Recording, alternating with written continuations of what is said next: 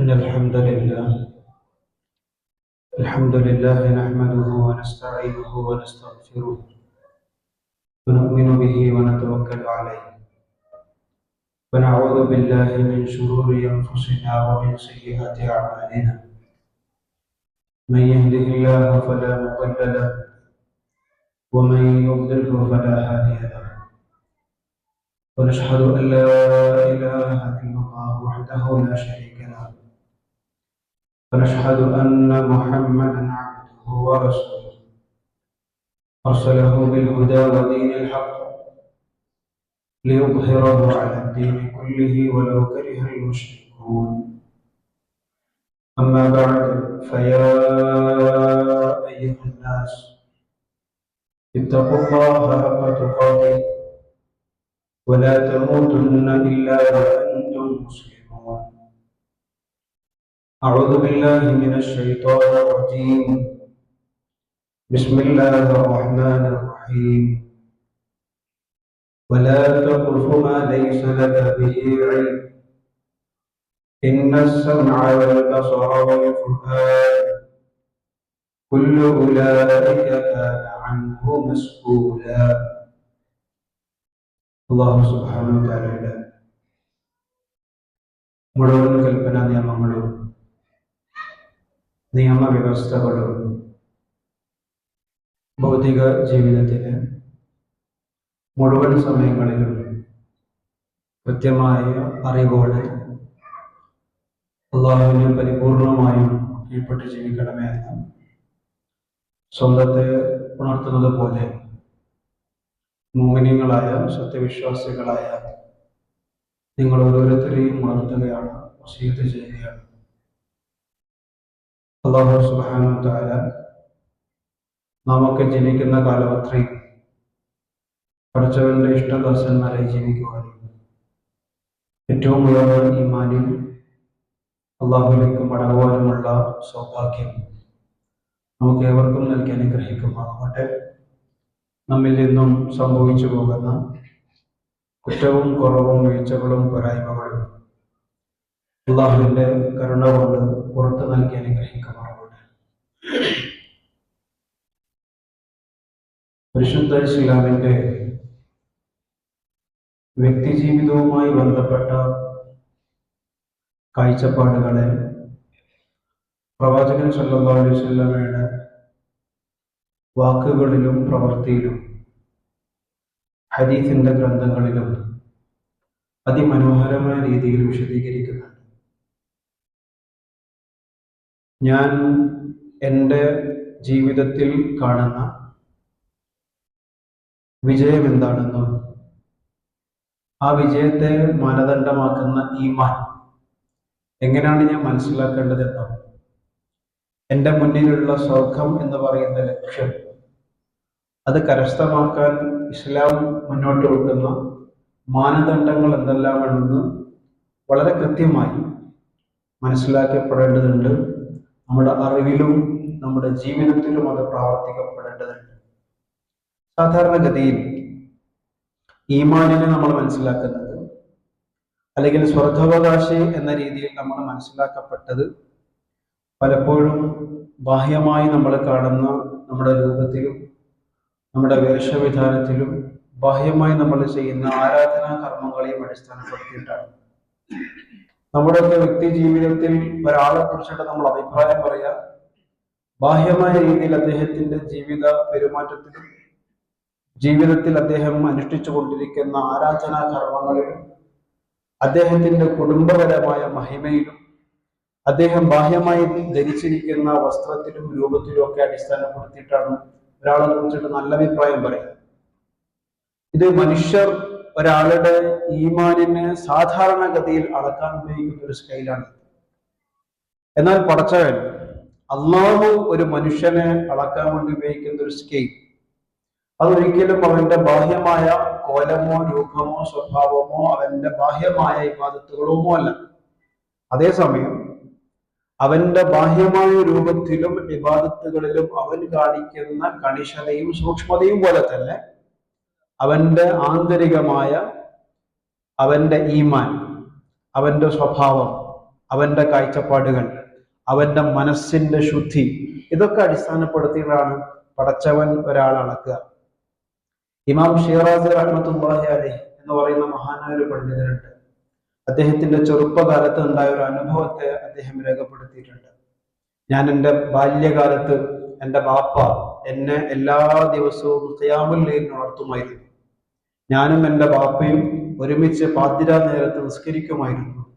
നിസ്കരിക്കാൻ വേണ്ടി വുളൂ ചെയ്യുമ്പോൾ എൻ്റെ വീട്ടിന്റെ അയൽവാസികളായ എല്ലാ വീടുകളും ലൈറ്റ് വെളിച്ചം അണഞ്ഞതായിട്ട് ഞാൻ കാണുമായിരുന്നു.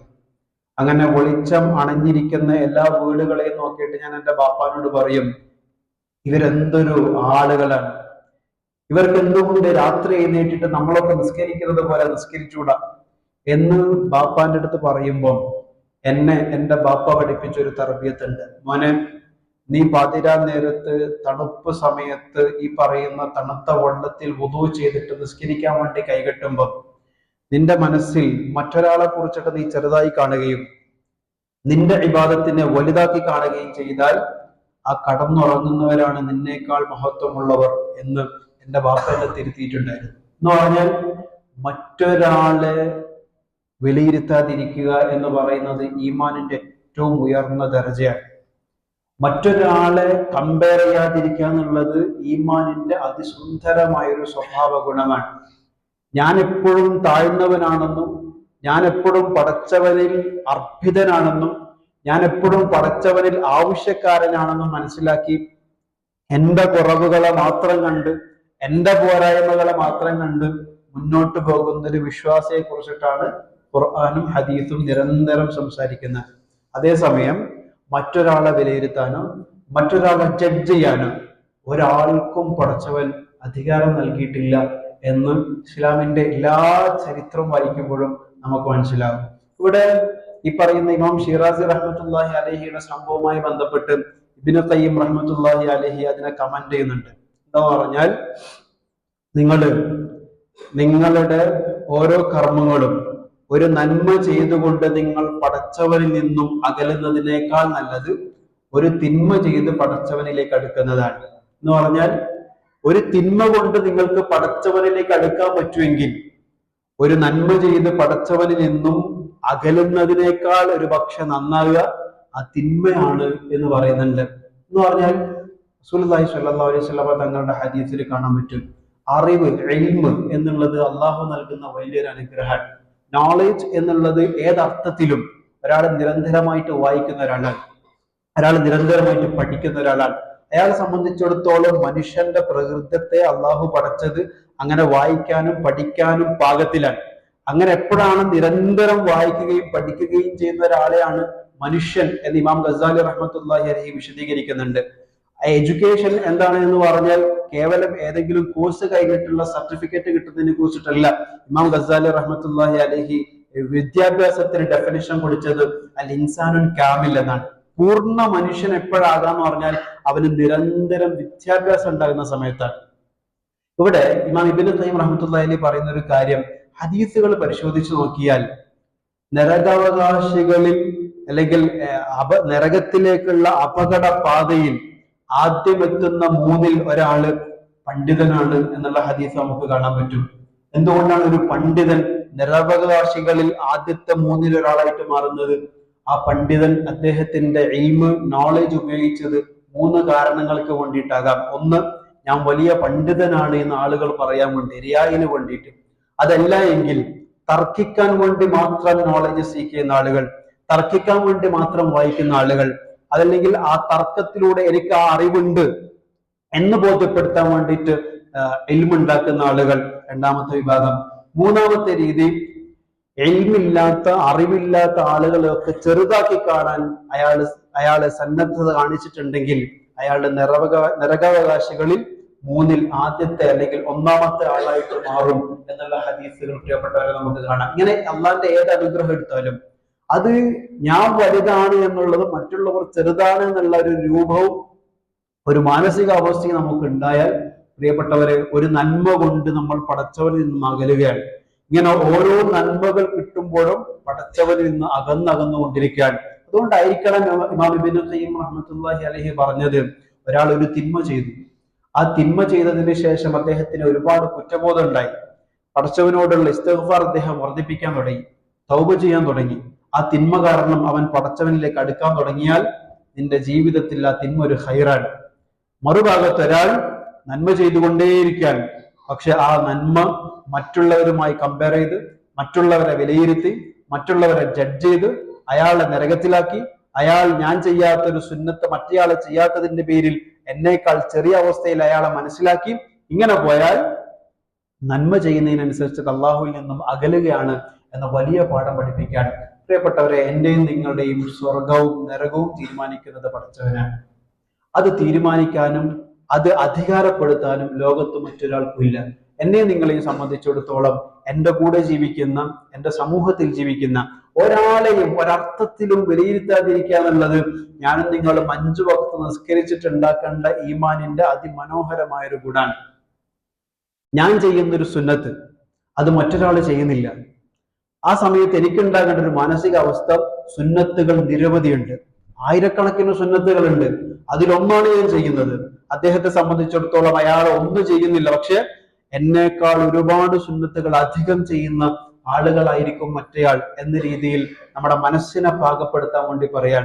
ഉസാമ ബിൻ സയ്യിദ് റളിയല്ലാഹു അൻഹു ഹിബ്ബുൻ നബി എന്നാണ് അദ്ദേഹത്തിന്റെ സിഫത്ത്. എന്ന് പറഞ്ഞാൽ റസൂലുള്ളാഹിക്ക് ഏറ്റവും ഇഷ്ടപ്പെട്ട സ്വഹാബി എന്ന വലിയ സർട്ടിഫിക്കറ്റ് കിട്ടിയ ഒരു മഹാനാണ് ഉസാമ ബിൻ സയ്യിദ് റളിയല്ലാഹു അൻഹു.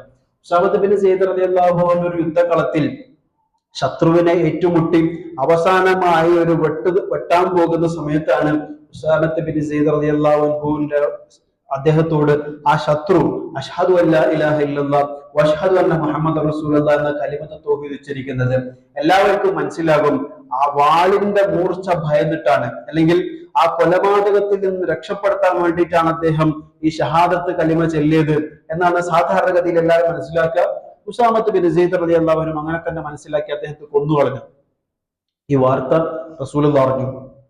റസൂലുള്ളാഹി സ്വല്ലല്ലാഹു അലൈഹി വസല്ലം അതിശക്തമായിട്ട് ഉസാമത്ത് ബിൻ സയ്യിദ് റളിയല്ലാഹു അൻഹുവിനെ കോപിച്ചു. ആ കോപത്തിന്റെ ലെവല് കാരണം ഉസാമ റളിയല്ലാഹു അൻഹു പറഞ്ഞുപോയി, ഞാൻ ജീവിച്ചില്ലായിരുന്നെങ്കിൽ, ജനിച്ചു പോയിട്ടില്ലായിരുന്നെങ്കിൽ എന്ന് വരെ എനിക്ക് തോന്നുമാറ് റസൂലുള്ളാഹി എന്നോട് കോപിച്ചു എന്നാണ്. എന്താ കോപിച്ചത്? ഉസാമ, ആ മനുഷ്യന്റെ ഹൃദയം നിനക്ക് തുറന്നു നോക്കാൻ പറ്റിയിട്ടുണ്ടോ? ആ മനുഷ്യൻ കൊലപാതകത്തിൽ നിന്ന് രക്ഷപ്പെടാൻ വേണ്ടിയിട്ടാണ് ഷഹാദത്ത് കലിമ ചൊല്ലിയത് എന്ന് നിന്നോടാരാ പറഞ്ഞത്? ഊഹിച്ചതല്ലേ, നീ മനസ്സിലാക്കിയതല്ലേ എന്ന് പറഞ്ഞിട്ട് ശകാരിക്കുകയാണ്. ഇങ്ങനെ റസൂലുള്ളാഹി സ്വല്ലല്ലാഹു അലൈഹി വസല്ലമ സഹാബാക്കളെ ട്രെയിൻ ചെയ്യിപ്പിക്കുന്ന കൂട്ടത്തിൽ ഏറ്റവും നന്നായി ഫോക്കസ് ചെയ്ത ഒരു ഏരിയ ആണ് ഹൃദയവിശുദ്ധിയിലൂടെ കാര്യങ്ങളെ മനസ്സിലാക്കുക. ഞാൻ ചെയ്യുന്ന ഇബാദത്തുകൾ എൻ്റെ സ്വർഗാവകാശത്തിന് വേണ്ടിയിട്ടാണ്, എനിക്ക് സ്വർഗത്തിൽ കടക്കാൻ വേണ്ടിയിട്ടാണ്. മറ്റൊരാളുടെ ഇബാദത്തുകളെ അളന്നുകൊണ്ട് നിങ്ങൾ അയാളെ ജഡ്ജ് ചെയ്യാതിരിക്കുക എന്ന് നിരന്തരം പറഞ്ഞുകൊണ്ടേയിരിക്കാൻ. മദീനയിൽ ജീവിച്ച ഒരു മദ്യപാനിയെ കുറിച്ചിട്ട് പറയുന്നുണ്ട്. അയാൾ നിരന്തരം മദ്യപിച്ചുകൊണ്ടിരിക്കുന്ന ആളാണ് എന്ന് നാട്ടുകാർക്ക് എല്ലാവർക്കും അറിയാം. അവസാനം കുറെ കാലത്തിന് ശേഷം, സഹാബാക്കളുടെ കാലത്തിന് ശേഷം ആ നാട്ടിലെ ഇമാമിനെ, അദ്ദേഹം മരണപ്പെട്ടപ്പോൾ ആളുകൾ വന്നിട്ട് മരണവാർത്ത അറിയിച്ചു.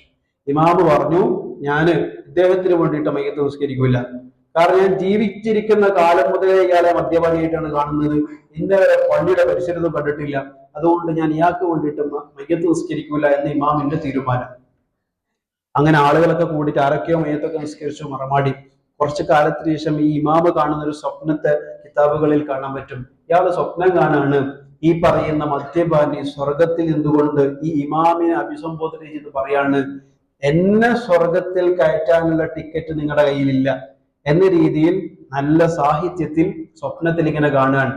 ഇത് ഈ പറയുന്ന ഇമാമിനെ വല്ലാതെ അസ്വസ്ഥപ്പെടുത്തുകയും ഈ പറയുന്ന മദ്യപാനിയുടെ കുടുംബത്തെ ഇയാൾ പോയിട്ട് സന്ദർശിച്ചിട്ട് ചോദിച്ചു, ഞാൻ അറിയാത്ത ഒരാളാണോ ഇയാൾ, രഹസ്യമായിട്ട് ഇബാദത്ത് ചെയ്യുന്ന ആളാണോ ഇയാള് എന്നറിയാൻ വേണ്ടി ഭാര്യയുടെ അടുക്കൽ പോയപ്പോൾ ഭാര്യ പറഞ്ഞു, നിങ്ങൾ മനസ്സിലാക്കിയ പോലെ തന്നെയായിരുന്നു ഇയാൾ, മദ്യപാനിയായിരുന്നു. പക്ഷെ എല്ലാ വെള്ളിയാഴ്ചയും ജുമാ നമസ്കാരം കഴിഞ്ഞിട്ട് പോകുന്ന ചെറിയ ചെറിയ കുട്ടികളെ, യതീമുകള്, മിസ്കീന്മാര്, ഫുഖറാക്കൾ, ഈ പറയുന്ന കുട്ടികൾക്ക് ഇയാൾ ഭക്ഷണം വാങ്ങിച്ചു കൊടുക്കുമായിരുന്നു. ഭക്ഷണം വാങ്ങിച്ചു കൊടുത്തതിന് ശേഷം ഈ കുട്ടികളോട് എനിക്ക് വേണ്ടി, മാമാക്ക് വേണ്ടി ദുആ ചെയ്യണേ എന്ന് പറയുമായിരുന്നു. ഒരു പക്ഷെ ആ കുട്ടികളുടെ ദുആ ആയിരിക്കണം ഇയാളെ സ്വർഗത്തിലേക്ക് എത്തിച്ചത് എന്ന് ആ സ്ത്രീ ഭാര്യ പറയാൻ. പ്രിയപ്പെട്ടവരെ, ഈ പറയുന്ന രീതിയിൽ നമുക്ക് ഒരാളെയും എത്ര സിമ്പിൾ ആയിട്ടാണ് വലിയ വലിയ മസ്ജിദുൽ നബവിയിലടക്കം മസ്ജിദുൽ ഹറമിലടക്കം ആളുകൾ ഇസ്ലാമിനെ പഠിക്കുന്നു, കിതാബുകൾ പഠിക്കുന്നു, ഖുർആൻ ഹിഫ്ള് ചെയ്യുന്നു, ഒട്ടനവധി ഹദീസുകളെ കുറിച്ചിട്ടുള്ള നിരന്തരമായ പഠനങ്ങൾ നടത്തുന്നു. അങ്ങനെ ജീവിച്ച എത്ര എത്ര മഹാന്മാരെയാണ് ആളുകൾ തന്റെ സംഘടന ഇല്ലാത്തതിന്റെ പേരിൽ, തന്റെ ഗ്രൂപ്പ് അല്ലാത്തതിന്റെ പേരിൽ എത്ര പെട്ടെന്നാണ് നരകത്തിലേക്ക് ഇടുന്നത്, എത്ര പെട്ടെന്നാണ് ജഡ്ജ് ചെയ്യുന്നത്, എത്ര പെട്ടെന്നാണ് അയാൾ പിഴച്ചവരാണ് എന്ന് നമ്മൾ വിധികർത്താക്കളാക്കി മാറുന്നത്. എത്ര വലിയ അപകടമാണ്. അള്ളാഹുവിന്റെ അധികാരത്തെ എന്റെ മനസ്സിന്റെ ദുഷിപ്പ് കൊണ്ട് ഞാനിങ്ങനെ വിധികർത്താക്കളായിട്ടിരിക്കുകയാണ്. എന്റെ മനസ്സിന്റെ ദുഷിപ്പ് കൊണ്ട് ഞാനിങ്ങനെ ആളുകളെ ജഡ്ജ് ചെയ്തുകൊണ്ടേയിരിക്കുകയാണ്. അള്ളാഹുവിന്റെ റസൂൽ സല്ലല്ലാഹു അലൈഹി വസല്ലം അതിഗൗരവമായിട്ട് കാണുന്ന, എന്ന് പറഞ്ഞാൽ സ്വന്തം വിശ്വാസം പോലും അല്ലാത്ത ഒരാളെ, അള്ളാന്റെ റസൂലിന് അറിയാം ഇദ്ദേഹം ബഹുദൈവ വിശ്വാസിയാണ്, ഇദ്ദേഹം ശിർക്ക് ചെയ്യുന്ന ആളാണ്, ഇദ്ദേഹം ബിംബങ്ങളെ വിളിച്ച് പ്രാർത്ഥിക്കുന്ന ആളാണ് എന്ന് അറിഞ്ഞ ആളുകളോട് കൂടി റസൂലുള്ള പെരുമാറിയ സ്വഭാവ സംസ്കരണം ലോകത്തിന് എത്ര വലിയ മാതൃകയാണ്. അവർ ചേർത്ത് പിടിക്കേണ്ട ആവശ്യകതയെ എത്ര ഭംഗിയായിട്ട് റസൂലുള്ളാഹി സ്വല്ലല്ലാഹു അലൈഹി വസല്ലം തങ്ങൾ പഠിപ്പിച്ചു തന്നിട്ടുണ്ട്. ഉവൈസ് ബിൻ ആമിർ അൽ ഖറനി എന്ന് പറയുന്ന യമനിലെ ഒരു ചെറുപ്പക്കാരനെ കുറിച്ചിട്ട് റസൂലുള്ളാഹി സഹാബാക്കളോട് പറയുന്നുണ്ട്, ഒരു കാലഘട്ടം വരും, ആ കാലഘട്ടം വന്നാൽ എങ്ങാനും നിങ്ങൾ ഉവൈസ് ബിൻ ആമിർ എന്ന് പറയുന്ന ചെറുപ്പക്കാരനെ കണ്ടാൽ നിങ്ങൾക്ക് വേണ്ടി ദുആ ചെയ്യാൻ വേണ്ടി അദ്ദേഹത്തോട് വസിയത്ത് പറയണം എന്ന് റസൂലുള്ള പറയുന്നത് അബൂബക്കർ സിദ്ദീഖും ഉമർ ബിൻ ഖത്താബും ഉസ്മാൻ ബിൻ അഫ്ഫാനും അലി ബിൻ അബി താലിബും അടങ്ങുന്ന വലിയ വലിയ സഹാബാക്കളോടാണ് പറയുന്നത്, ഉവൈസ് ബിൻ ആമിർ എന്ന് പറയുന്ന ചെറുപ്പക്കാരനെ, യുവാവിനെ നിങ്ങൾ കണ്ടുമുട്ടിയാൽ അയാളോട് നിങ്ങൾക്ക് വേണ്ടി ദുആ ചെയ്യാൻ നിങ്ങൾ വസിയത്ത് ചെയ്യണം. സഹാബാക്കൾ അത്ഭുതപ്പെടാൻ. ഇന്നേ അവർ കേട്ടിട്ടില്ല, ഹറമിന്റെ പരിസരത്ത് ഉണ്ടായിട്ടില്ല, മദീനത്തെ റസൂലുള്ളാഹിന്റെ ക്ലാസ്സുകളിൽ പങ്കെടുക്കാൻ ഉണ്ടായിട്ടില്ല. ഞങ്ങളൊക്കെ ഖുർആൻ പാരായണം ചെയ്യുന്നത് പോലെ അതിമനോഹരമായി ഖുർആൻ ചെയ്യുന്ന ആളായിരുന്നില്ല, ഖുർആനിന്റെ തഫ്സീർ അറിയുന്ന ആളായിരുന്നില്ല. ഇവരെ പോലെയൊക്കെ റസൂലുള്ളാഹിന്റെ കൂടെ സഹവസിച്ച പേരിൽ റസൂലുള്ളാഹിയുടെ ഒരുപാട് നോളജ് കിട്ടിയ ആളായിരുന്നില്ല. ആരും അറിയാത്ത ഒരു മലഞ്ചെരുവിൽ താമസിക്കുന്ന ആരും അറിയാത്ത ഒരു ചെറുപ്പക്കാരൻ, അയാളെ കുറിച്ചിട്ടാണ് റസൂലുള്ളാഹി പറയുന്നത്. സഹാബാക്കളെ സംബന്ധിച്ചിടത്തോളം അബൂബക്കർ റളിയല്ലാഹുവിന്റെ കാലത്ത് ഹജ്ജിന്റെ സമയത്ത് ഇങ്ങനെ നോക്കും, യമനിൽ നിന്ന് വന്ന കച്ചവട സംഘത്തിൽ ഇങ്ങനെ പരതും, ഉവൈസ് ബിൻ ആമിർ എന്ന് പറയുന്ന ചെറുപ്പക്കാരനുണ്ടോ? അബൂബക്കർ റളിയല്ലാഹുവിന്റെ കാലത്ത് കണ്ടെത്തിയില്ല. ഉമർ ബിൻ ഖത്താബ് റളിയല്ലാഹുവിന്റെ കാലത്ത് ആ സമയത്ത് ആളുകൾ ഇങ്ങനെ അന്വേഷിച്ചു നടന്നു. മക്കയിൽ ഹജ്ജിന്റെ സമയത്ത് കച്ചവട സംഘത്തിൽ യമനിൽ നിന്ന് വന്ന ഉവൈസ് ബിൻ ആമിർ ഉണ്ടാകും. അങ്ങനെ ഉമർ റളിയല്ലാഹുവിന്റെ കാലഘട്ടത്തിൽ ഒരാൾ കണ്ടുപിടിച്ചു, ഉവൈസ് ബിൻ ആമിർ ഈ വർഷം ഹജ്ജിന് വന്നിട്ടുണ്ട്. ആളുകളൊക്കെ പൊതിയാണ്. എന്നിട്ട് പറഞ്ഞു, അമീറുൽ മുഅ്മിനീൻ Umar bin Khattab Uwais bin Amir നിൽക്കുന്ന സ്ഥലത്തേക്ക് ഓടി വന്നു. ഉവൈസ് ബിൻ ആമിറിനോട് പറഞ്ഞു, ഞാൻ ഇവിടുത്തെ അമീറുൽ മുഅ്മിനീനാണ്, ഉമർ ബിൻ ഖത്താബാണ്, നിങ്ങൾ എനിക്ക് വേണ്ടി ദുആ ചെയ്യണം. ഉവൈസ് ബിൻ ആമിർ ഉള്ളവന് പൊട്ടിക്കരയാണ്. നിങ്ങളാണ് അമീറുൽ മുഅ്മിനീൻ, നിങ്ങളാണ് എനിക്ക് വേണ്ടി പ്രാർത്ഥിക്കേണ്ടത് എന്ന് പറഞ്ഞപ്പോൾ ഉമർ റളിയല്ലാഹു പറഞ്ഞു കൊടുത്തു, അല്ല, റസൂലുള്ളാഹി സ്വല്ലല്ലാഹു അലൈഹി വസല്ലമ നിങ്ങളെ കണ്ടാൽ ഞങ്ങൾക്കൊക്കെ വേണ്ടി ദുആ ചെയ്യാൻ വേണ്ടി നിങ്ങളോട് ആവശ്യപ്പെടാൻ നമ്മളെ പഠിപ്പിച്ചിരുന്നു എന്ന് പറയാണ്. എന്താണ് അതിന്റെ കാരണം? മലഞ്ചെരുവിൽ വൃദ്ധയായ തന്റെ ഉമ്മാനെ പരിചരിച്ചതിന്റെ പേരിൽ ആ മലഞ്ചെരുവിൽ നിന്നുകൊണ്ട് ഒറ്റക്ക് പടച്ചവന്റെ തന്റെ ഭാഷയിൽ, തന്റെ സങ്കടത്തിന്റെ ഭാഷയിൽ പടച്ചവനോട് നിരന്തരം സംസാരിച്ച് പടച്ചവനുമായി അത്രയും അടുത്ത് വലിയ ആളായിട്ട് മാറി എന്ന് പറഞ്ഞാൽ, പ്രിയപ്പെട്ടവര്, അറിവിന്റെ അടിസ്ഥാനത്തിലോ സമ്പത്തിന്റെ അടിസ്ഥാനത്തിലോ കുടുംബ തറവാട് മഹിമയുടെ അടിസ്ഥാനത്തിലോ അല്ലെങ്കിൽ ഞാനും നിങ്ങളും എത്തിയിരിക്കുന്ന ഏതെങ്കിലും ഒരു തസ്തികയുടെ അടിസ്ഥാനത്തിലോ ഒരിക്കലും നമ്മളുടെ ഈമാനിനെയോ തഖ്വയെയോ ആ അർത്ഥത്തിൽ അളക്കാനുള്ള ഒരു സ്കെയിലും നമ്മളുടെ ആരുടെയും കയ്യിലില്ല. ആ അർത്ഥത്തിൽ നമ്മൾ ഒരാളെയും കാണാൻ പാടില്ല. എപ്പോഴും ആളുകൾ ചെയ്യുന്നതിനെ പ്രോത്സാഹിപ്പിച്ചുകൊണ്ടിരിക്കുക, എന്റെ കുറവുകളെ നിരന്തരം കണ്ടുകൊണ്ടിരിക്കുക, അതിനെ തിരുത്താനുള്ള ശ്രമങ്ങൾ നടത്തിക്കൊണ്ടിരിക്കുക. മറ്റൊരാളെ നരകത്തിലിടാനോ സ്വയം സ്വർഗത്തിൽ പോകുന്ന ആളായിട്ട് ചമഞ്ഞു നടക്കാനോ നമ്മളെ കൊണ്ട് ആരെ കൊണ്ടും സാധിക്കരുത്. അത് പാടില്ലാത്തതാണ്.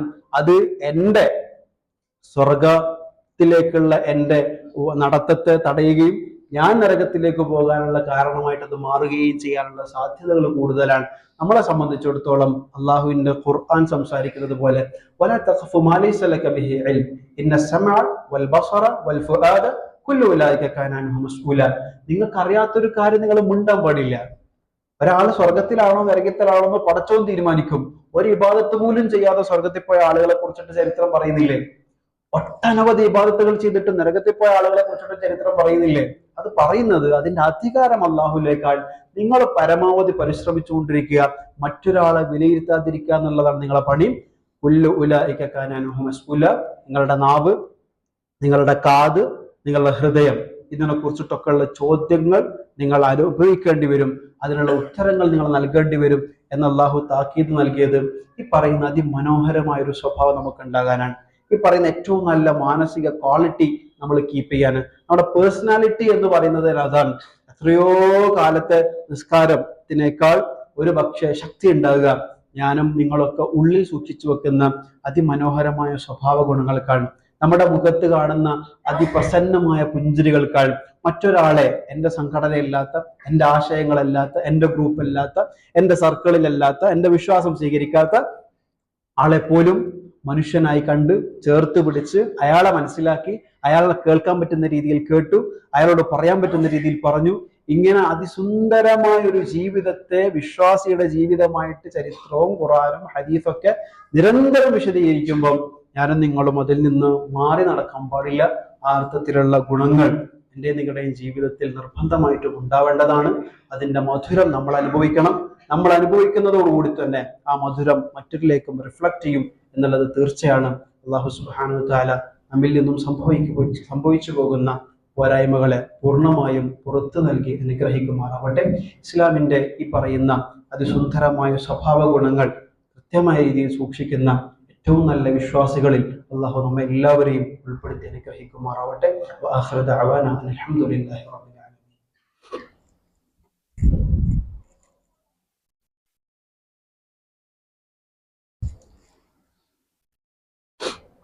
അൽഹംദുലില്ലാഹിൽ വാഹിദിൽ അഹദിൽ സ്വമദ് الذي لم يلد ولم يولد ولم يكن له كفوا أحد. اللهم صل على محمد وعلى آل محمد كما صليت على إبراهيم وعلى آل إبراهيم وبارك على محمد وعلى آل محمد كما باركت على إبراهيم وعلى آل إبراهيم في العالمين إنك حميد مجيد. أعوذ بالله من الشيطان الرجيم. بسم الله الرحمن الرحيم. يا أيها الذين آمنوا اتقوا الله ولتنظر نفس ما قدمت لغد واتقوا الله إن الله خبير بما تعملون. അല്ലാഹു സുബ്ഹാനഹു വ തആലയുടെ മുഴുവൻ കൽപ്പന നിയമങ്ങളും നിയമവ്യവസ്ഥകളും ജീവിതാവസാനം വരെ പൂർണ്ണമായും പാലിച്ചുകൊണ്ട് ജീവിക്കണമേ എന്ന് ഒരിക്കൽ കൂടി ഉണർത്തുകയാണ്. അല്ലാഹു സുബ്ഹാനഹു വ തആല നമ്മിൽ നിന്നും സംഭവിച്ചു പോകുന്ന എല്ലാ കുറ്റവും കുറവും അല്ലാഹുവിന്റെ കരുണ കൊണ്ട് പുറത്തു നൽകി അനുഗ്രഹിക്കുമാറാവട്ടെ. ഈമാനോടുകൂടി ജീവിക്കുവാനും അതേ ഈമാനിൽ അല്ലാഹുവിലേക്ക് മടങ്ങുവാനുമുള്ള സൗഭാഗ്യം നമുക്ക് എല്ലാവർക്കും നൽകി അനുഗ്രഹിക്കുമാറാവട്ടെ. നമ്മിലെ രോഗികൾക്ക് അല്ലാഹു പൂർണ്ണ ശിഫ നൽകി അനുഗ്രഹിക്കുമാറാവട്ടെ. മാരകമായ രോഗങ്ങൾ കൊണ്ട് പ്രയാസപ്പെടുന്ന ഒട്ടനവധി സഹോദരി സഹോദരന്മാർ നമ്മുടെ കുടുംബത്തിലും നമ്മുടെ അറിവിലുമുണ്ട്. എല്ലാവർക്കും അല്ലാഹു പൂർണ്ണ ആരോഗ്യം നൽകി അനുഗ്രഹിക്കുമാറാവട്ടെ, പൂർണ്ണ ശിഫ നൽകി അനുഗ്രഹിക്കുമാറാവട്ടെ.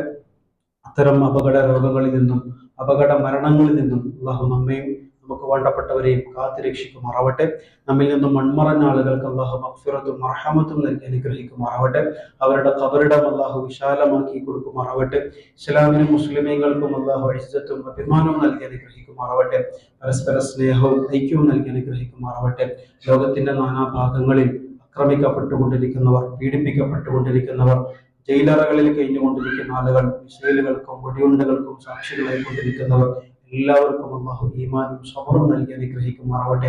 അല്ലാഹുവിന്റെ സഹായം എത്രയും പെട്ടെന്ന് അവരെ തേടിയെത്തുമാറാവട്ടെ.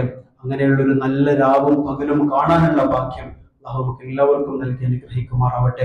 അല്ലാഹു മഗ്ഫിർ ലിൽ മുഅ്മിനീന വൽ മുഅ്മിനാത്ത് والمسلمين والمسلمات الأحياء منهم والأموات إنك مجيب الدعوات يا قاضي الحاجات. طيب ثرانا وثراهم واجعل الجنة مأوانا ومأواهم. اللهم أجرنا من النار، اللهم أجرنا من النار. اللهم لا تشبه خلقنا بالنار ولا تجعلنا من حطب النار فإنها بئس الدار وبئس المثوى وبئس القرار. ربنا اغفر لنا ولإخواننا الذين سبقونا بالإيمان ولا تجعل في قلوبنا غلا للذين آمنوا ربنا إنك رؤوف رحيم.